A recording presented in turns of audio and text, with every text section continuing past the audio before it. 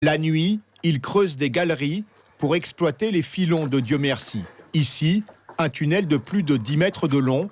Il se divise ensuite en 2 galeries plus petites où les garimperos creusent couchés, en rampant.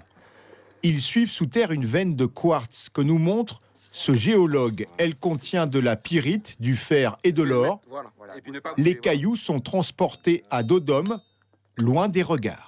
Ils partent avec le minerai sur des sacs à dos, sur le dos, dans des sacs de riz, pour aller broyer un peu plus loin en forêt. Et tous les outils là où on est, on voit rien du tout parce que tout a été caché ce matin quand ils auront fini leur poste de nuit. Et là, je suis sûr qu'en ce moment, il y a des gens qui nous regardent dans la forêt en face pour voir ce qu'on fait et qu'est-ce qu'on est en train de trafiquer sur leur chantier.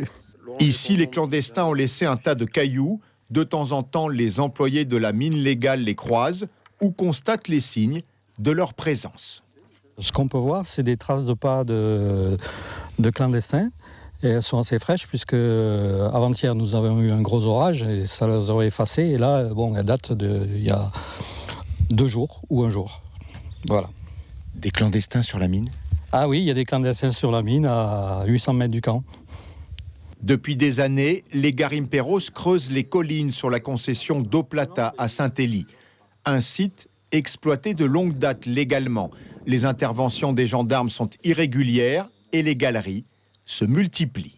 On voit qu'il y a une reprise assez intense par l'activité clandestine sur des parties qui étaient abandonnées depuis longtemps, où il y avait encore de la réserve en minerai et où les clandestins viennent de se jeter dessus avec une multitude de puits et d'attaques sur des petits filonnés qui étaient de la réserve pour l'avenir.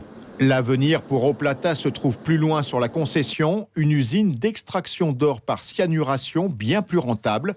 Le site doit entrer en production ces prochaines semaines avec 40 emplois créés. L'or pillé par les clandestins sera autant de revenus en moins pour la mine légale.